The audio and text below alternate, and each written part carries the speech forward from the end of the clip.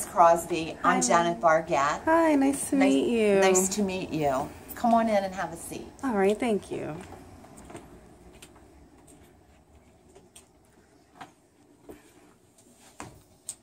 So, Miss Crosby, tell me what brings you in here today. Give me a little bit about yourself.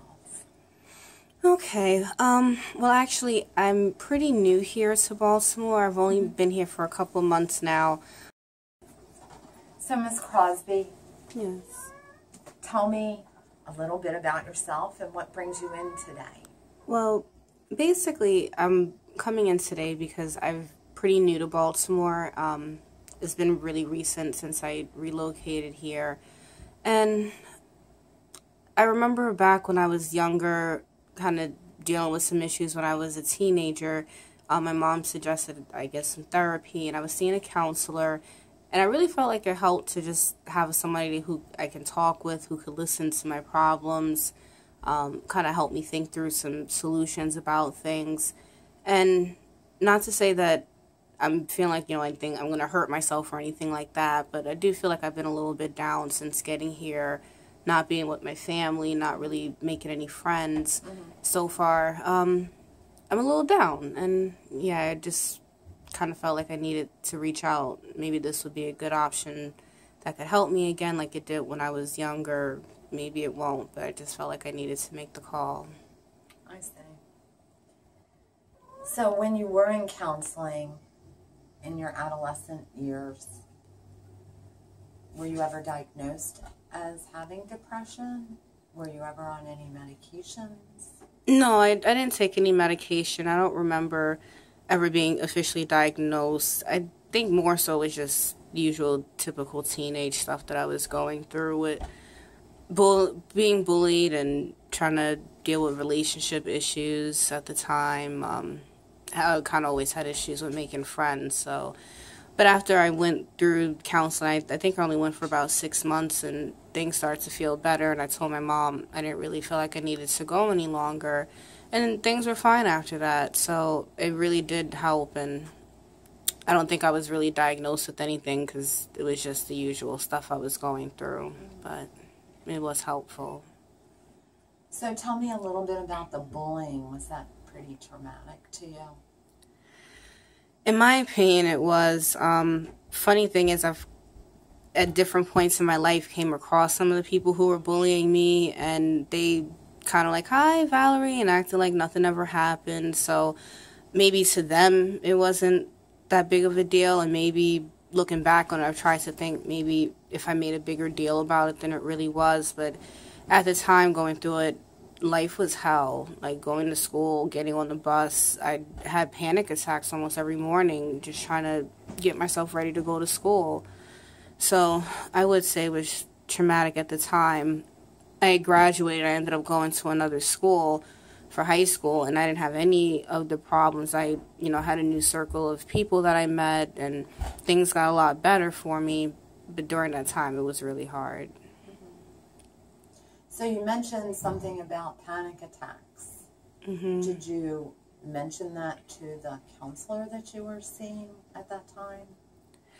Well, this was before I got into therapy. This kind of led up to me going to therapy around that time. But I did bring it up, and, we did some breathing exercises and help with some, mental mind relaxation type of techniques that he did. But, yeah, I guess it was really why I needed to get the help in the first place, because I was dealing with that. So you mentioned your mom. Was she a supportive mom? Yeah, I would say in some aspects she was supportive. In other aspects, like when it came to the bullying that I was dealing with, I didn't like her approach. She basically told me I had to deal with it, and, that what you go through would make you stronger. So I can see looking back, as a young adult that it has, but at the time, I really resented her for it because I felt like she just put me out there for the wolves, and I just had to fend for myself, even though I was dealing with a lot at the time. But in other aspects, I feel like, she'd really try to be supportive. She tried to help me build confidence in myself and, kind of understand the gifts and the talents that I have and to hone in and focus on those as opposed to the things I was being bullied about that were making it hard for me at the time. So, yeah, in that aspect, she was supportive. Did your mom also see your counselor? Sometimes counselors, when they're working with adolescents, will see the parent for the first 10 minutes and then meet with the adolescent for the next half hour or so. Sometimes the counselors will bring the parent and the child back together as in a wrap-up. Mm-hmm. Do you remember, was that helpful, or maybe the therapist didn't do that? No, well, my mom did come to, like, my first session, and then towards the end, I remember her coming in for another session, but those are kind of the only two with her work schedule and the way things were in our household was kind of difficult at the time for her to make more appointments, so it was just kind of the initial and one later on. Okay. Well, that was a really good explanation of what went on during those difficult years. Thank you. Do you have any brothers or sisters? I do. I have one sister and 3 brothers. And tell me this. How about your dad? Is he in the picture? Yes, my parents aren't together any longer. They kind of recently split up, but they were together my whole childhood and teenage years. And may I ask what your birth date is? December 15th, 1985. So, at exactly what age do you remember your parents separating? Oh, this was really recent. When I was in my early 20s, I would say like 23, 24. But yeah, I was grown and out of college by the time that happened. I see. So, would you say that that was a traumatic event in your life when your parents split up? I was sad about their separation.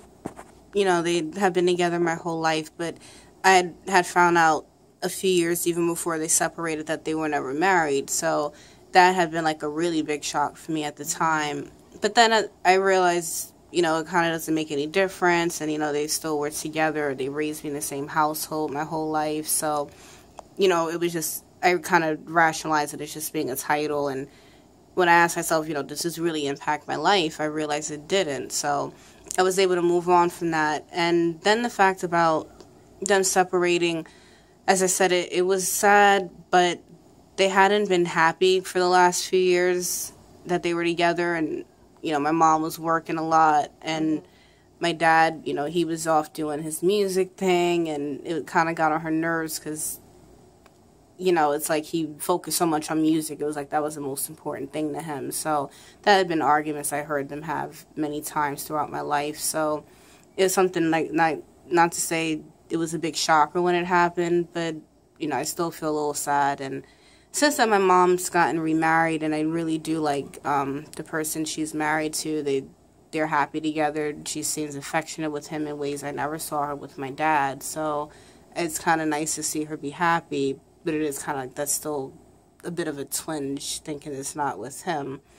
And then my dad's had a few girlfriends. I guess he's, kind of out doing this bachelor dating thing. So that's been strange, too, in a different way. But, again, I'm happy for both of them because they both seem like they're, moving on to do things that make them happier than being with each other.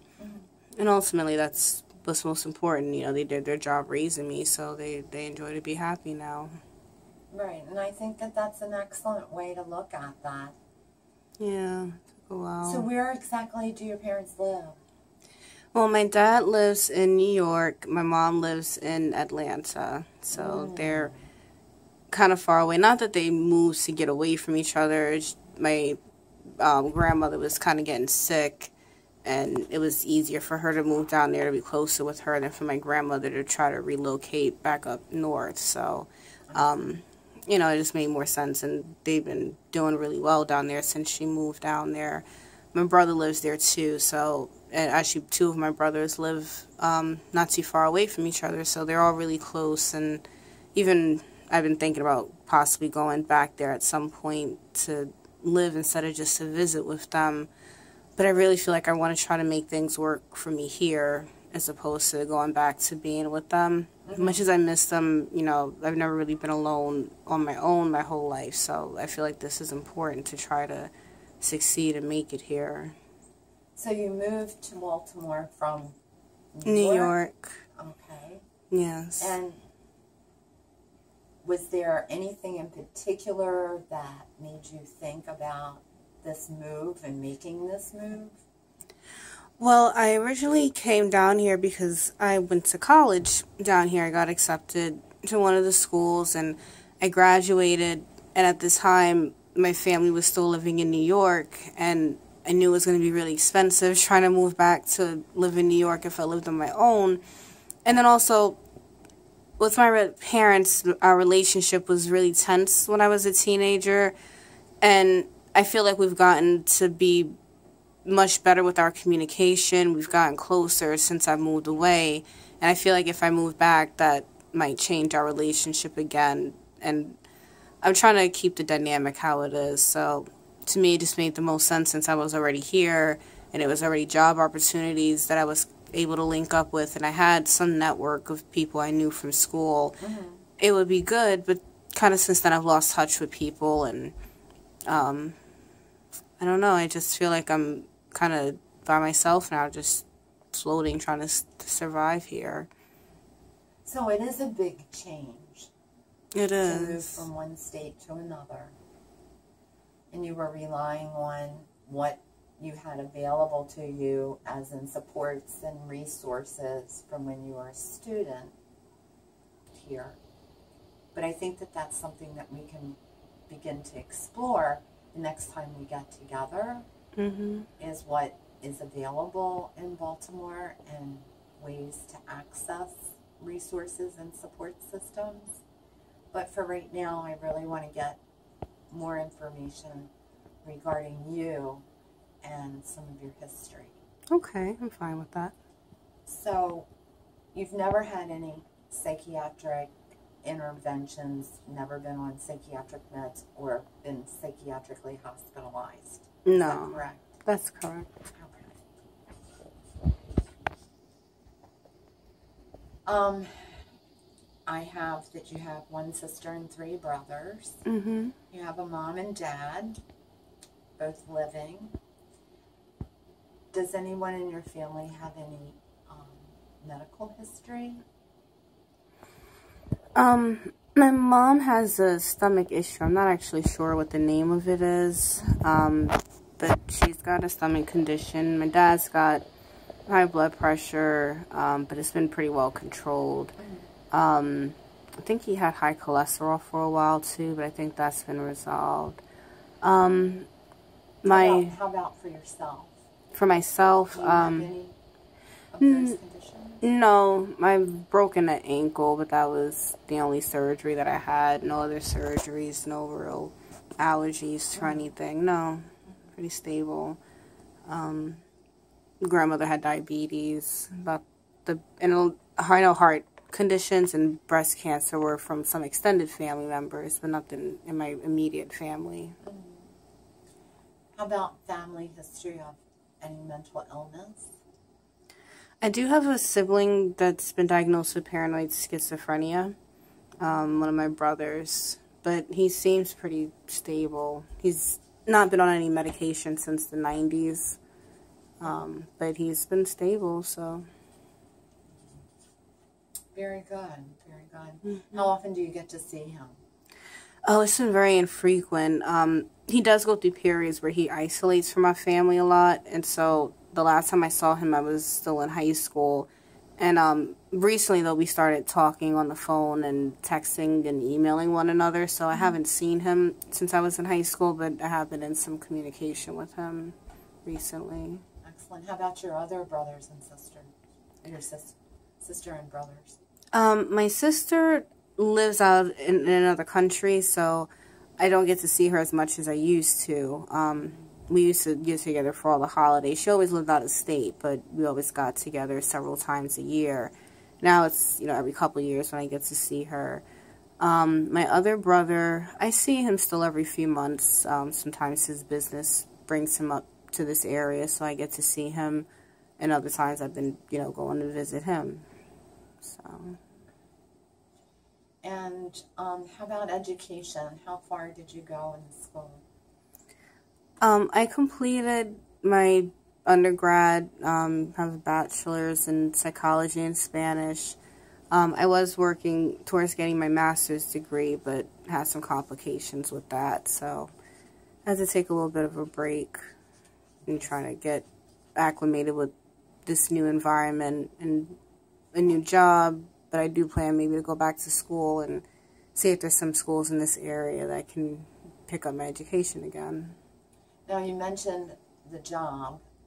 Did you find a job when you got to Baltimore, or was it a job that you found while you were still in New York and moved to Baltimore? No, I found the jobs once I got here. Oh. So it took a little bit of time, but thankfully the education that I had made it kind of easy. Mm-hmm. So I haven't had a problem with that. What kind of work do you do? I do a few different things, but mainly I work in mental health. I work with people with mental health disorders, trying to help them get resources in the community, including therapy. Get them linked up with the psychiatrist if they don't have one. A lot of them come with needs like housing and trying to get their disability benefits, so I try to help them with that too. Mm-hmm. Say that you're self-supporting. You don't have anyone assisting you in your rent or mortgage? No, I take care of it all. Okay, excellent. Do you receive any services from either your employer, like additional funding? Do you receive Social Security, food stamps from social services? No, nothing like that. So you're doing an excellent job, one just for yourself, one-on-one. Trying. So let me ask you this. Do you have any legal history? Nothing criminal. I had some traffic issues when I was younger, like when I first got my car. And I'm having financial issues at the time, so I did have an issue with my insurance lapsing at one point. And then at some point I got a letter for it, having to come to court, and I ended up missing out on that. Don't know what happened with it, but I missed the court date. But thankfully I didn't have any big issues. I just went to the courthouse and explained the situation, and they just let me pay the fine. So I didn't have to do any jail time or anything like that. But no, I've never been arrested or anything, convicted or nothing. Excellent, excellent. You have a lot to be proud of. Thank you. How about any drug history? I used to drink alcohol quite a bit, especially when I was in college. But I don't drink any longer. I used to smoke marijuana, but I've kind of stopped doing that as well. Mm-hmm. So I really don't do anything. I smoke Black and Milds. I never smoked cigarettes, but I do smoke. Well, that's kind of a lie. I tried cigarettes when I was younger, but I never kept smoking them. I maybe smoked one in my whole life. So, but I do smoke Black and Milds. So there's still tobacco use with that. So let me ask you something. You're still young. What prompted you to stop drinking alcohol and smoking marijuana? Well, actually, I became Muslim. So I wasn't always Muslim, but a few years ago I kind of made that decision in my life that this is how I wanted to live my life. So that kind of helped a lot with me being able to stop doing some of these bad habits kind of cold turkey.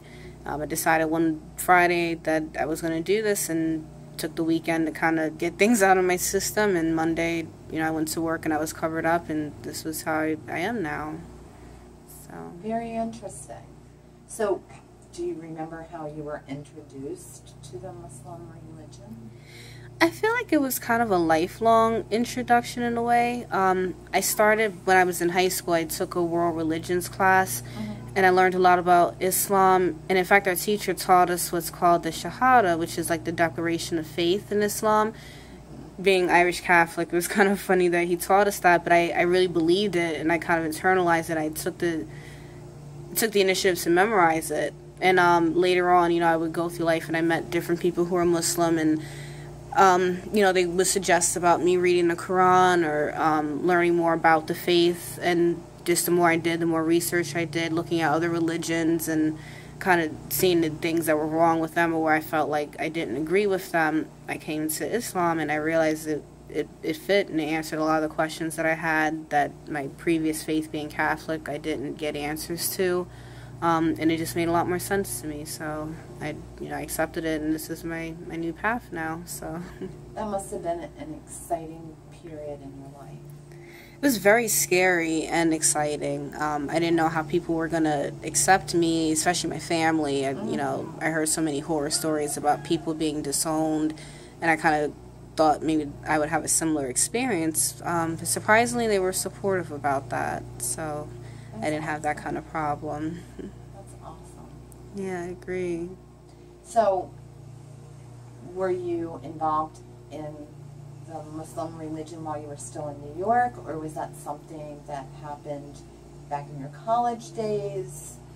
No, it's something that actually kind of very recently came about, so I haven't had a chance to get connected with a mosque here or other Muslims. I've met people in passing and gotten people's numbers here and there, but it's been kind of hard because people work and schedules don't always meet up to have a real chance to sit down and talk with people more in depth. So I've learned things, but I would like to have a community or a support system within the faith to help me on this path too. Sure. So we can begin to explore that at our next session. Okay. And I have one last question for you. What do you like to do for fun? What hobbies do you have? I've always been an avid reader, as my dad says, so I definitely like to do a lot of reading. As I mentioned, I have my bachelor's in Spanish, and I haven't really had a chance to do a lot with my Spanish lately, as far as conversing with people, but there was like this online meetup group get-together that they had at a Panera Bread a couple months ago, so I did get to do that, and we got together, we spoke Spanish for about an hour, and it was a great opportunity, but I haven't had a chance to meet up with those people since then, so would like to still meet some other people. Other than that, I do like to be outside, so I enjoy just sitting in a park or riding my bike. Got into archery not that long ago, so I enjoy that as well. And that's basically the majority of things I can think of right now. Well, it sounds like you only have a few things that maybe we could work on together that really would help you feel better adjusted here in Baltimore. How do you feel about that? I think you're right. Getting a good support system in place. We say at the same time? That's fine with me. I'm available. Okay. All right. I will put you in for next Saturday at 5 p.m. All right. Sounds great. It was wonderful meeting you. You too, Miss Bargett. Thank you so much for your time. All right. You take care now and be safe. You too. Bye-bye. Bye-bye.